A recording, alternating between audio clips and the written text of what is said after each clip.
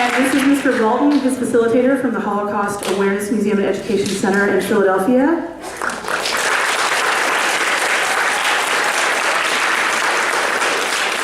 Okay, I know that you are going to sit up, give them your full attention, and be the polite, respectful students I know you can be. Or you will come join me, ladies.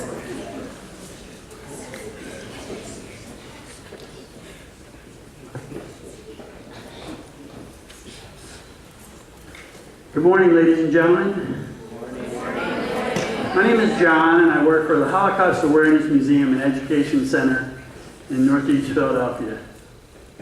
My job is to drive Holocaust survivors and liberators around to different schools, businesses, synagogues, churches, just about anybody who will hear them speak. Dave is our busiest survivor.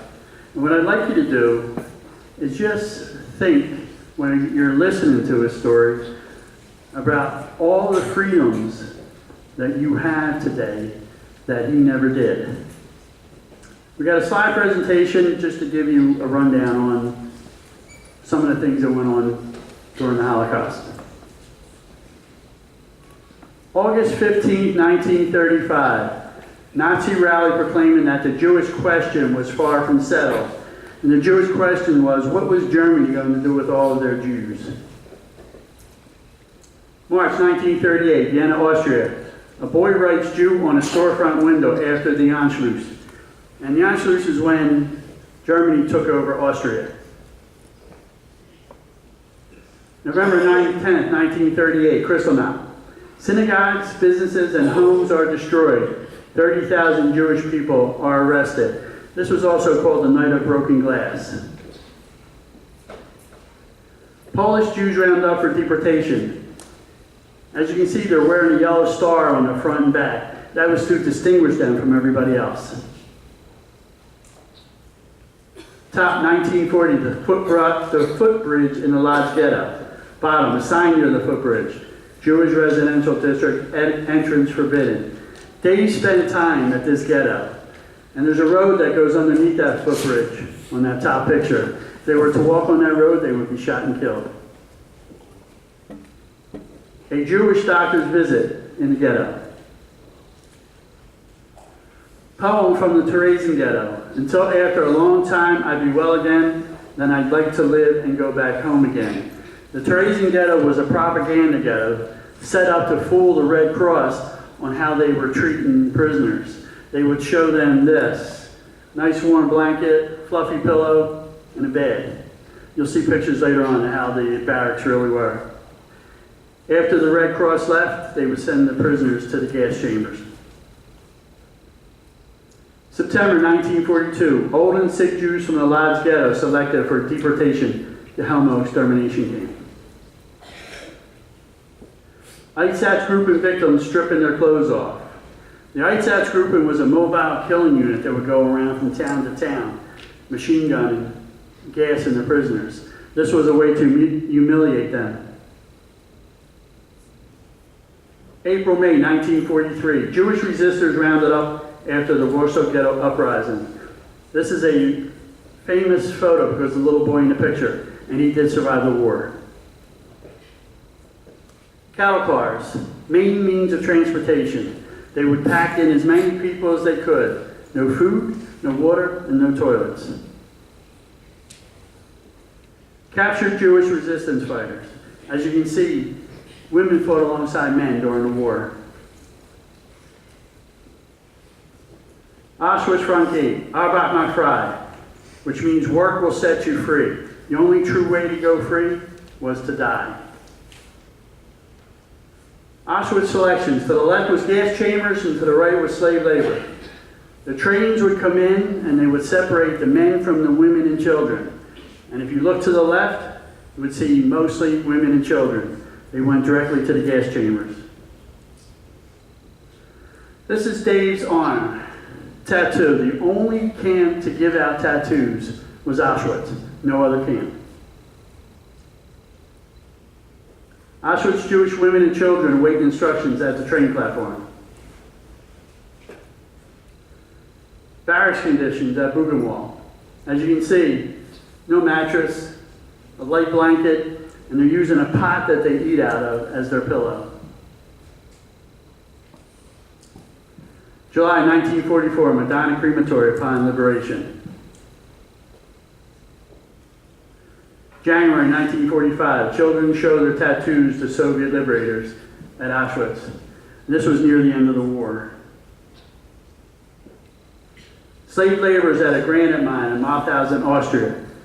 They spent time at this camp. Entrances to the Bergenstall, the underground Messerschmitt jet plane factory at Gusen 2. This is a liberation photo. Those two holes in the mountains where the factory was. And Dave spent time there building planes.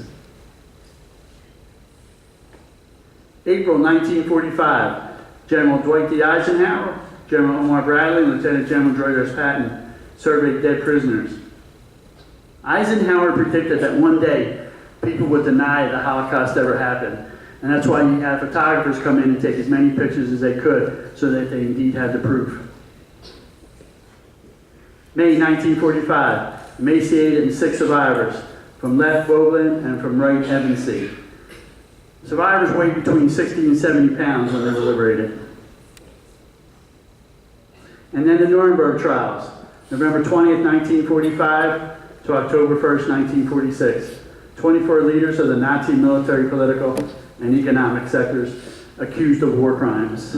And now we'll hear from Mr. David Tuck.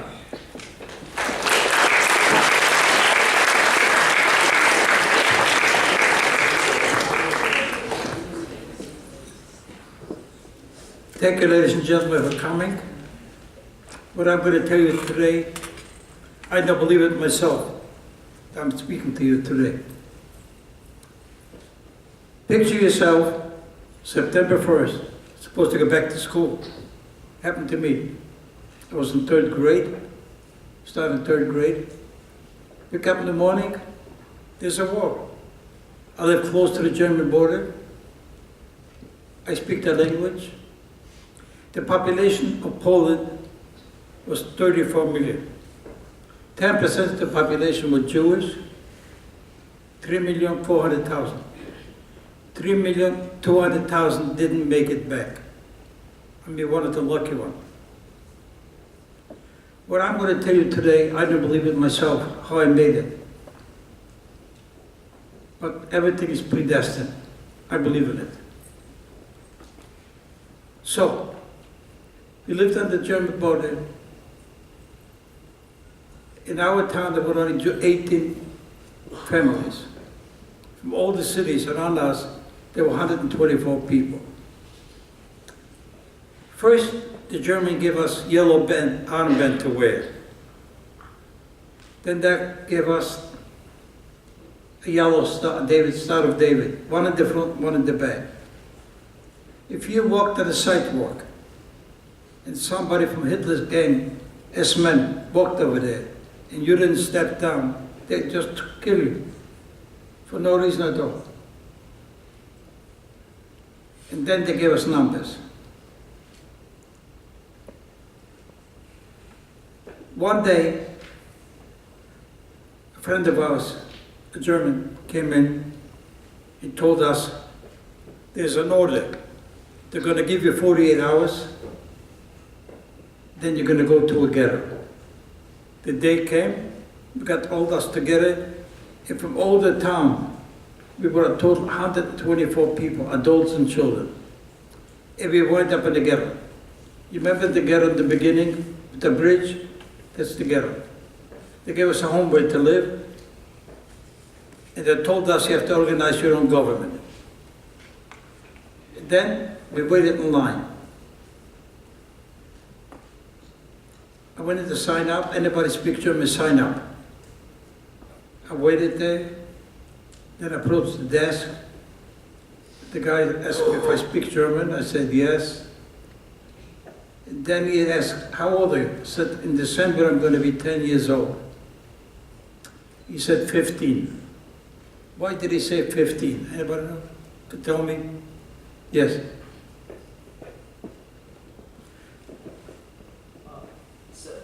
So So you can live. That's right. Go to 10, you have the right to live. By 15, you can produce something. Not only this, he told me from now on you're going to be a mechanic. Then I worked in the ghetto, giving out ration cards. At that time, they were giving coupons for food. So I worked in the main office. When they needed someplace in the ghetto, someplace for more coupons, I took them over there. About 7, 8 months went by. Then there was an order.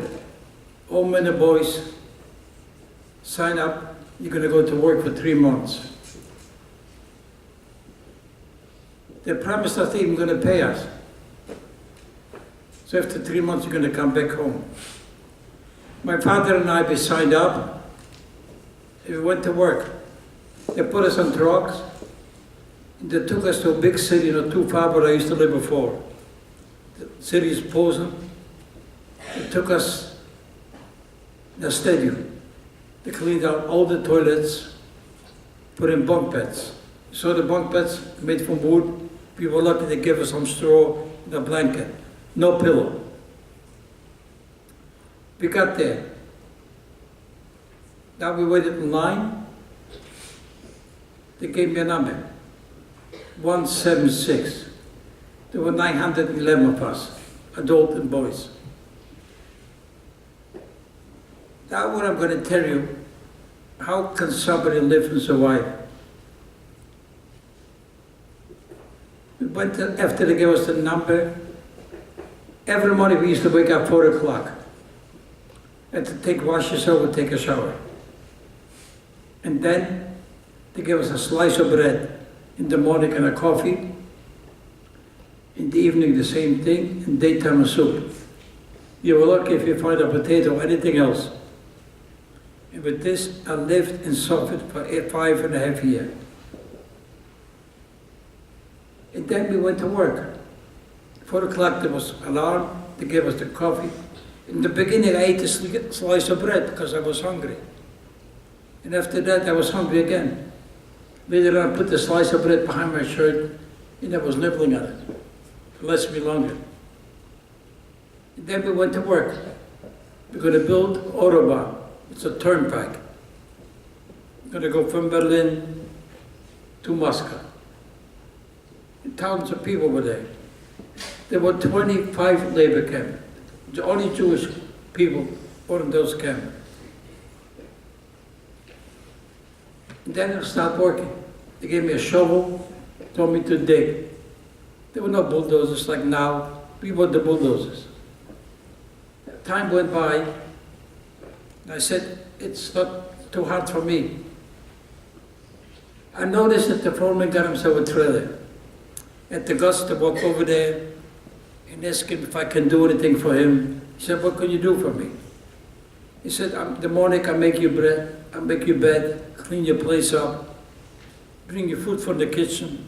And for me, the most important thing was get to the kitchen. Maybe I'm going to pick up some extra food. I went to the kitchen, they didn't want to give me nothing. Then I brought the food, breakfast. He didn't finish his whole breakfast, so he threw it in the trash can. Guess what I did? Went over to the trash can, pulled out the plate, put the piece of bread where he had left over, and I ate it. To him became a game. Perfect. He was laughing anytime I did this. I said, you may laugh.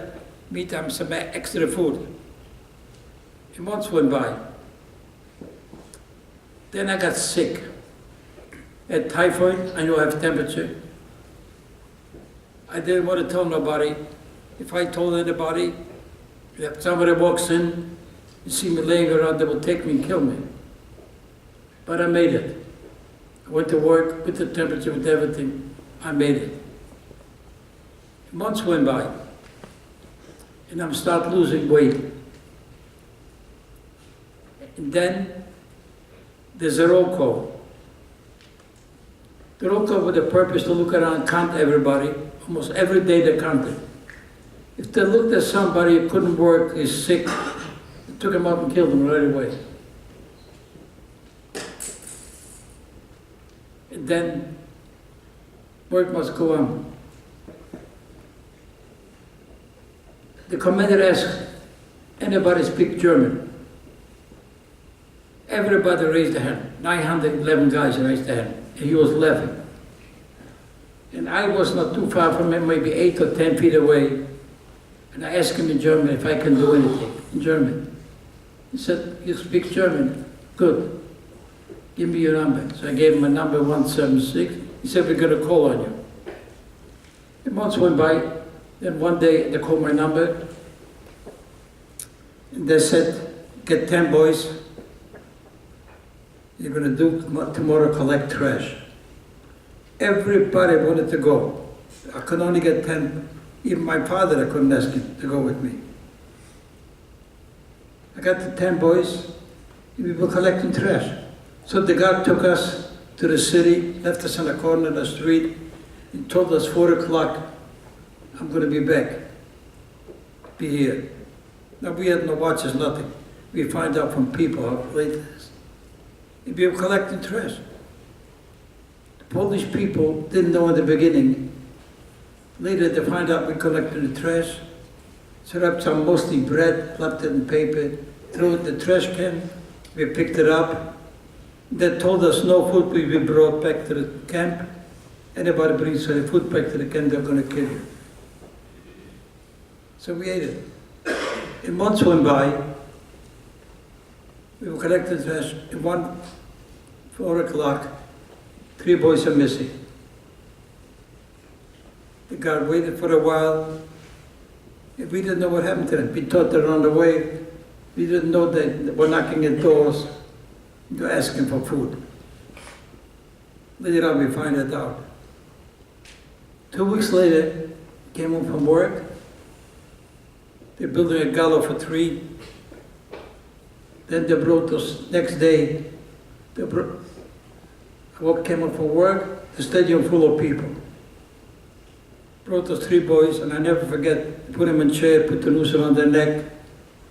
And the guy turns around and talks to the public. And he said, I gave him 10 minutes. If their God strikes me dead, they go free. Suddenly he was mentioning God. For them to kill somebody was not, they're the saying, I feel sorry for you, but I have to kill you. Educated people. How can one person, Hitler, brainwash all those people, become murderers? Care from nobody else, tell them go around, do anything you can. Because there was no work, we have problems here too with no work, some people. But they don't do and blame somebody and kill. And then guess what? They hung those guys for what? They made a mistake they shouldn't have done, they knew better. And months went by, and people were dying already. And I was getting skinnier and skinnier. There were times at night I went to sleep and said, please God, let me see the light the next day. It's almost a year. And then they closed it up, you're not going to collect anymore. They called my number again, they said, tomorrow we're going to give you special uniforms. You're going to do special work. Give us the uniform, they put us on trucks. And then we wind up in the city, cemetery. All the graves were open already. They gave us a little bag and a little hammer. And now it's already the SS, Hitler's gang, watching us. And they told us, anything you find doing, anything you steal it for yourself, you're going to be company to those people here. We collected all the crosses and all the jewelry, and all the silver teeth, put them in the little bag, and we worked there for months. In the beginning, I didn't feel too comfortable, but I had to do it. Later on, we just worked for months. It's over a year already, and then they're closing up the camp. They put us on a passenger train. Why a passenger train? We also supposed to be mechanics in this camp. They put us on a train and we wind up in Auschwitz. And now you heard about Auschwitz. You did. You saw a picture, the men and the women were separate. I was there. Maybe I wasn't the time when they took the picture, but I was there. I got off the train. Those people, the women and children, didn't know what's going to happen to them because the music was playing. They thought they were going to take a shower. They didn't know. They're going to wait to the guest chambers. And they put us on trucks, and maybe 5 minutes later, we went in Auschwitz. You see the gates here? They said, "Arbeit macht frei." If you work, you go free. The only way to go free is to die. Then, I waited in line. They put us on truck, we wind up in Auschwitz, they go through those gates. I wait in line. And then an assessment looks at me, and he asks me if I'm against Hitler. I said, no. Then he said, "You're Judah, you're Jewish." I said, when I said no, he got up. I don't know why he got up. I thought he was going to hit me or something. He said, "But you're Jewish." I said, "Yes, I'm Jewish, but I'm not against Hitler." He said, "Get out." I opened the door. Thousands of people walking around in blue and white stripes. From every country in Europe, there were people there. From every nationality. So first they gave us a haircut, they cut a strip in the middle, they left all the hair. Then they gave us a tattoo, a number. You saw the number here before, I still have it. They had a pen with a needle in it, with ink in it. They were punching holes. Marked down the number. After I walked away, now I have a 176 doesn't exist, a new number, 141631. I wiped off the ink, became pale. They saw it later, guess they did it all over again. And I still have it until today. Then it started all over again. They gave us the blue and white stripes, and they gave us a number. Then food, we come to sleep, woke up in the morning, 4 o'clock, and the same thing. But now I'm not going to work outside, we're working inside in a factory, making guns. First time I saw a civilian. I never knew what, those 2 years, I didn't know anything was going on in the world. Because we have no communication with the world. I didn't even know Auschwitz exists. So we got there to work, and the engineer came over. I saw the first time a civilian. He said to me, "I'll give you your number," and I gave him the number from Auschwitz. He looked up and he said, "Well, you're a machine mechanic." I didn't know, they never told me. He said, "I'm a mechanic. The sort machines are taken, go over there." But took me over to a table with a block of steel and told me to file it down. I had no strength to file. It's 2 years already. I live on bread and water, not enough bread. And then I noticed there's an office, somebody sitting in an office by himself in the control room. I had the guts to go over there, and I was lucky enough that the guard didn't kill me because I approached myself over there. I walked in, the guy called me in. When I was talking to him in German, if I can work with him, he said, "Yes, work with me." Every morning, every lunchtime. When he finishes breakfast, he wrapped it in a piece of paper, threw it in the trash can, got up, he pretended he's looking the other way. Then I knew I went over there, picked it up, having breakfast and lunchtime. But always I would put it behind my shirt and nibbling at it. One day, I don't know why I did it, I took the slice of bread and put it in the drawer. 10 minutes later, somebody came and hit me in the back. I wind up on the floor, and I got up quickly as I could, because I thought he was going to step on me, break every bone in my body. I got up, he said, "Open the drawer." When he said, "Open the drawer," I knew I'm dead. He said, "Where did you get this bread?" "It's white bread." I told him I got it from Czechoslovakia. A lot of people used to get over their package through the Red Cross. I don't know how they got it. They got it. Maybe they have some people who were paid off. I don't know what happened. I got it from him. Now, I didn't want to tell, I got it from him. I told him I got it from Czechoslovakia. Why from him? I was getting 2 cigarettes every Sunday. I didn't smoke and I still don't smoke. So I was trading with him. But the guy knew better. He must have noticed what's going on. I know I'm going to be dead. Why should I get this guy in trouble? I didn't know what they're going to do to this guy. He tried to help me. What happened? 6 o'clock, we left the factory, building those guns. He put me behind electric wires. Waited till 9 o'clock, I went to sleep, and I didn't get a slice of bread anymore. And I prayed to God, please, I hope I don't step back or something. I touched those wires.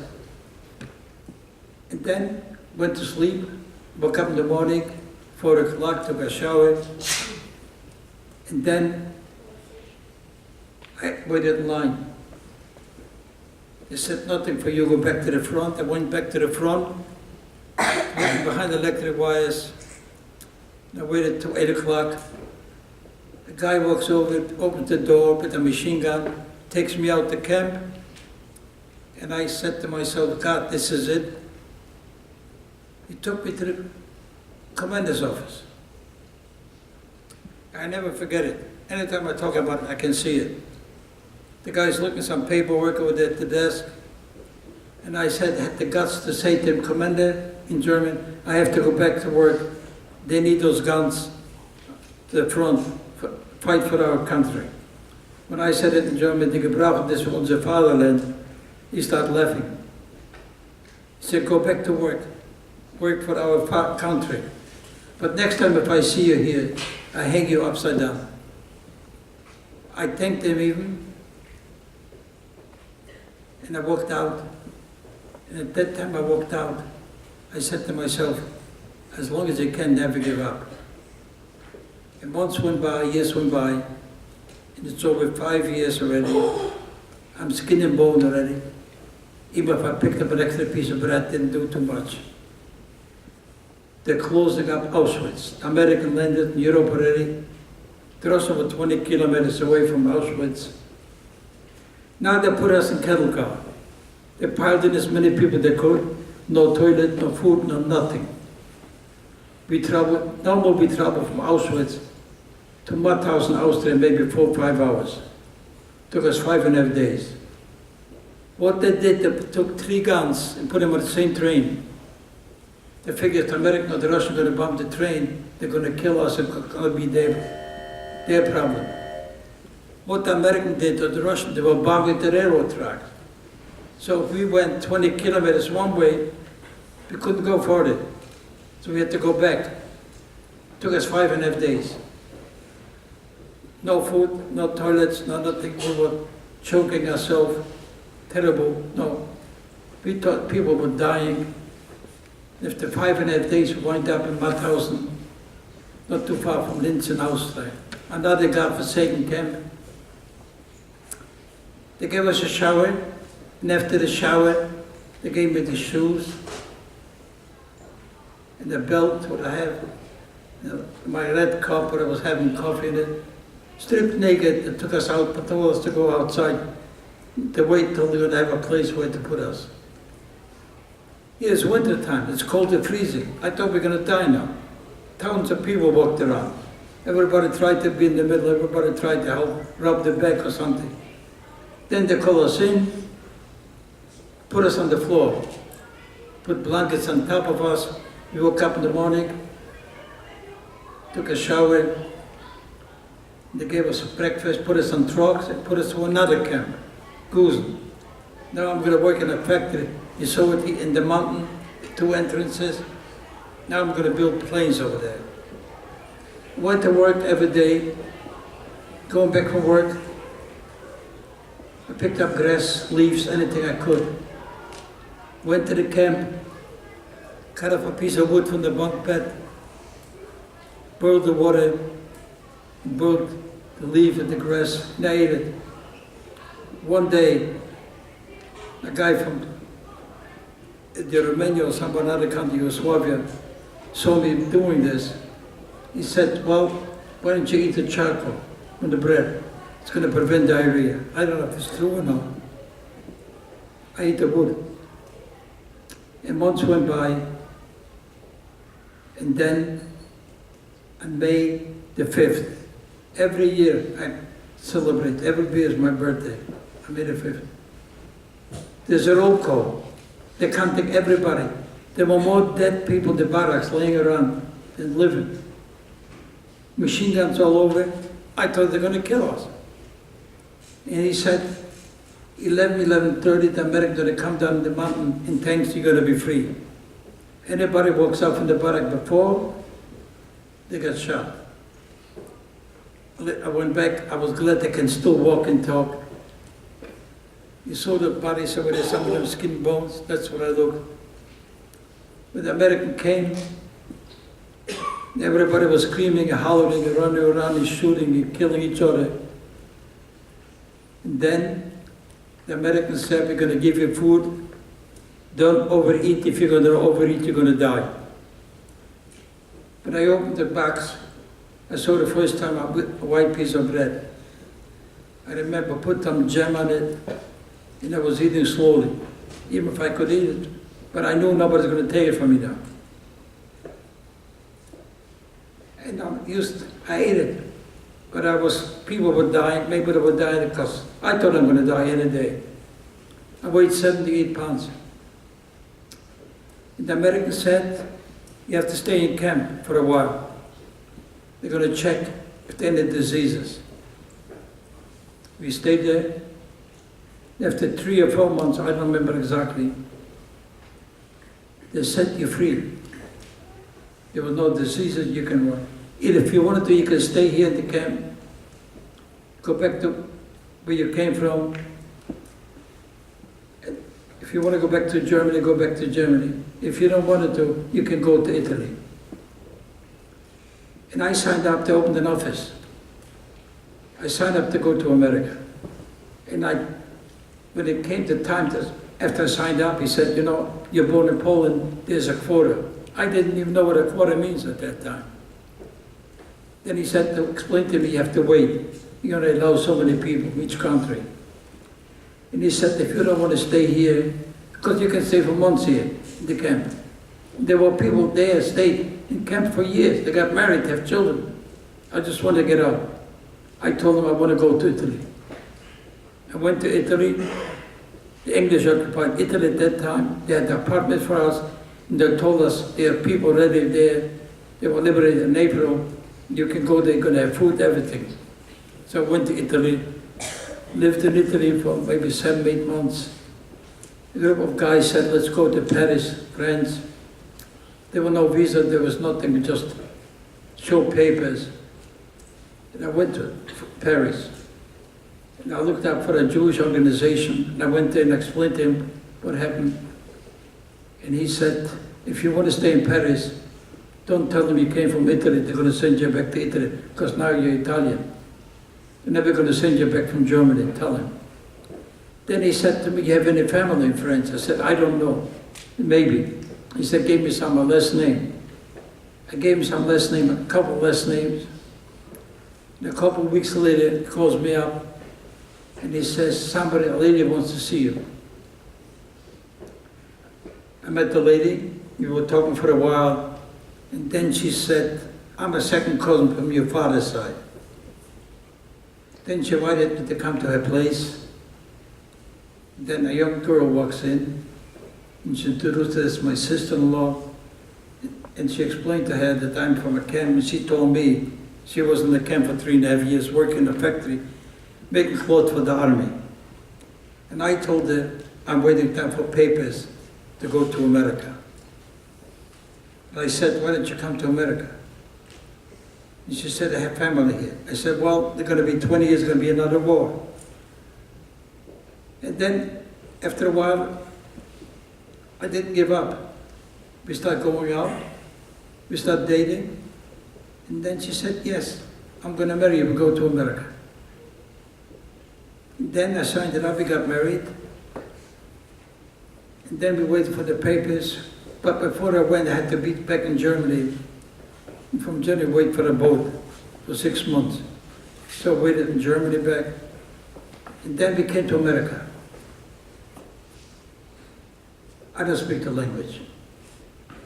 I speak 4 languages, but I don't speak English. I think so far I think I'm doing pretty good, but I have a problem. Spelling.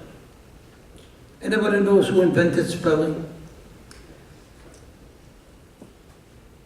Tell me, why did I put an A after every E? I was at a symposium once. Later on, the professors, and they asked me the same thing. If I'm language, I told them I'm doing all right. I think so. And I asked them why they put an A after E. They told me it's silence. And I told them if it's silence, don't put it in. Then guess what? We had a daughter. With a G comma in a daughter. Right? You have to put a G there. And I know the same story again. But you know something? I did it off in the beginning here. I worked for $1 an hour. No factory. The Jewish organization gave me 6 months for rent and 6 months for food. They put me to work in a men's clothing factory. I was making $1 an hour. After 40 hours, I was supposed to get $40. I got $27. Monday I came back and asked him what happened to the rest of the money. They told me you joined the union. I said $7 are missing. He said we give it to Uncle Sam. I didn't know who Uncle Sam was. I said I needed more than Uncle Sam. Why did you give it to him? He explained to me that's the government. You know something? I'm still giving the government money. But it's still the best country. The most important for your generation, stay in school, get educated. With education, you can be anything you wanted to. If you can afford it to go to university, go to tech school. They're always going to need somebody to build this country. They're always going to need an electrician with all the technology we have. Plumbers. I just fixed my car. Guess what? I pay $50 to charge me an hour.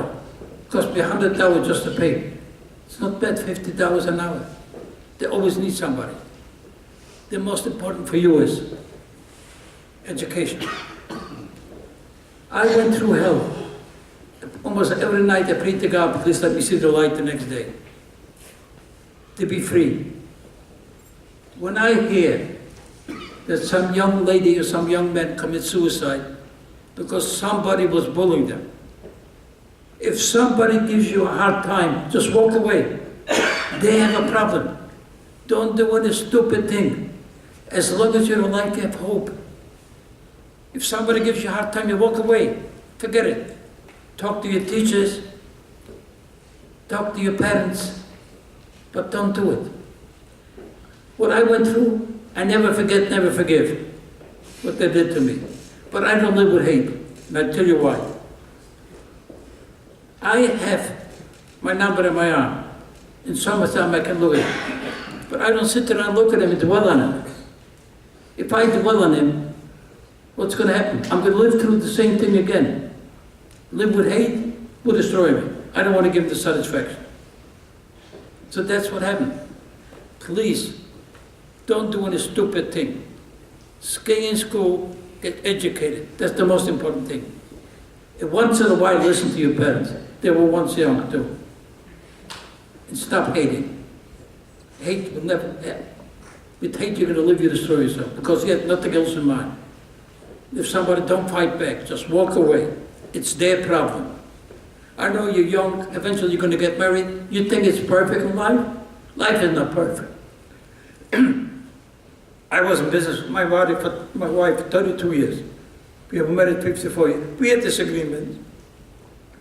But I always told her she's right. One day she came in, she said, I don't feel good. 3 days later, she passed away. I miss her, but I can't do it. Life must go on. Stay in school, get educated. You're going to be anything you want to. I thank you for listening. Thank you.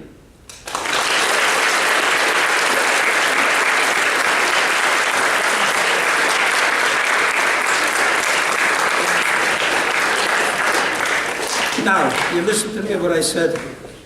I want you to ask questions. Don't be bashful. You can ask anything you want to.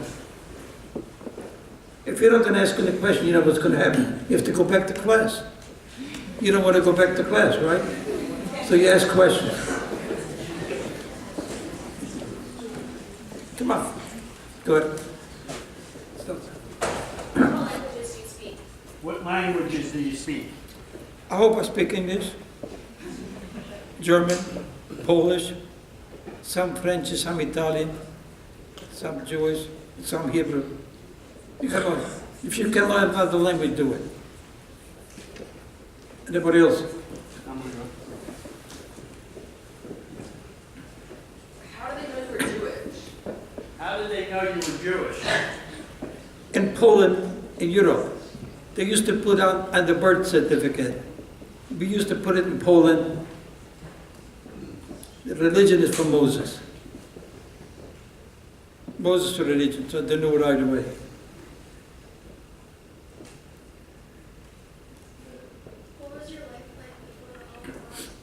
What was your life like before the Holocaust? I had a rough life. I tell you what, let me show the slides now.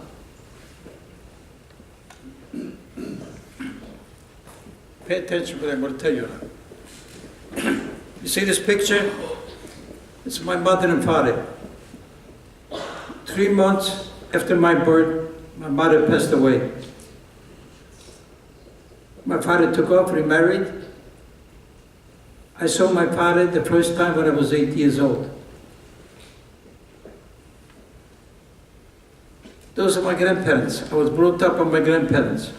They were religious people. They took me in. They had only one daughter. They made sure I get education. Every morning he went to pray to the temple, I used to go with him. Then I had to go to public school. I didn't go with buses. I walked for 2 miles. But as a kid, I had to go and learn. You remember? This is my wife. We looked when we came to America. It's a picture. I look a little bit different when I got older, you know. That's what happened. We were married for 54 years, and one day she came home, she said, I didn't feel good, she passed away. And then, there's a wedding picture in Paris. She rented a dress and I rented a tuxedo. No family, nobody. That's life. Now we have a daughter to the left. Her husband passed away 2 years ago. She has 2 daughters and a boy. So I have 1 daughter, 3 grandchildren, and 9 great-grandchildren. You know something? The boys, my grandson gave the boys, each name starts with a C. In the olden days, they used to give us numbers for the Bible, names. Now they give us Chase and other names. Everybody with a C, you have to remember. And the hockey player, what they are. He's laughing. But you know something? They're all married. They have children. I don't bother them, and they don't bother me. We talk to each other. We go out. We go out to eat. They treat me. Once in a while I said, listen, how about me treating you? He said, Grandpa, can you afford it? I said, yes, I'm spending your inheritance. But life is, I do the best I can. I started speaking 30-some years ago, when my daughter went to the Chamonix High School, teaching about history. Then I started, and I'm doing this. Last year I spoke with 10,000 students. I'm doing it. As long as I'm alive, I'm going to do it. So you see, I met my father when I was 8 years old. I went there on vacation, my uncle, and then he told me, Dave, somebody wants to see you. A guy walks in, and he said, David, I'm your father. How about that, right? Now I would say, where were you for 8 years, right? And he said, why don't you come with me to live? There's a mother there. They have 2 sisters and a brother. And my uncle said, why don't you go with her? Your grandpa's getting older. If you don't like it, you can come back. I went to live there. Guess what? Those 2 years, I was an outsider. I was treated differently. When I was younger, when I was living with my grandparents, I had no brothers and sisters. When I went out to play, nobody wanted to play with me. I had to force myself to join a group and play with them. And I did the same thing in camp. I had to do something to survive. So please, I went through a rough life, but I don't live and dwell on it. It happened. I'm glad I can be here, and as long as I'm alive, I'm going to continue to do it. So you see, I had a rough life, and I never give up. Never. How better gets in life? Do the best you can. Live. You have only one life to live. Anybody else? Nobody here? Did you have any friends in the Holocaust? Did you have any friends in the camps? No. If they can steal from me the slice of bread, they will do it. It's survival. Yes, How did you learn English? How did you learn English? self-educated. When I needed some head credits, I went to school.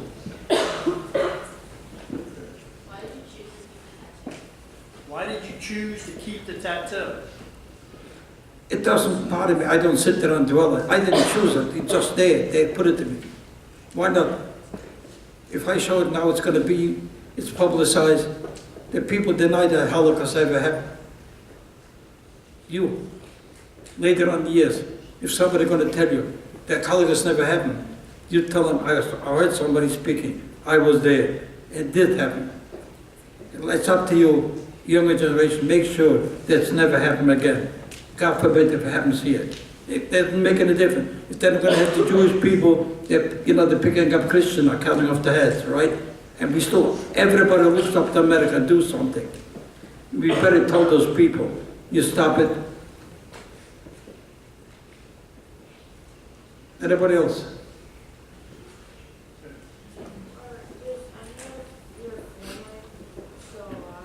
Is any of your family still alive? I truly do, I don't know. I just know my half-sister, my stepmother, my father. I just found a niece in South Carolina. Looked it up on the internet. I found it. Somebody got in touch. And she knew what happened to me. When I talked to her, she was crying.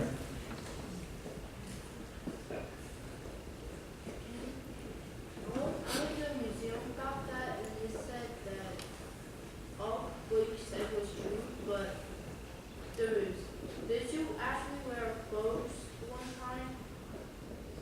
You know, like, you had black and white stripes.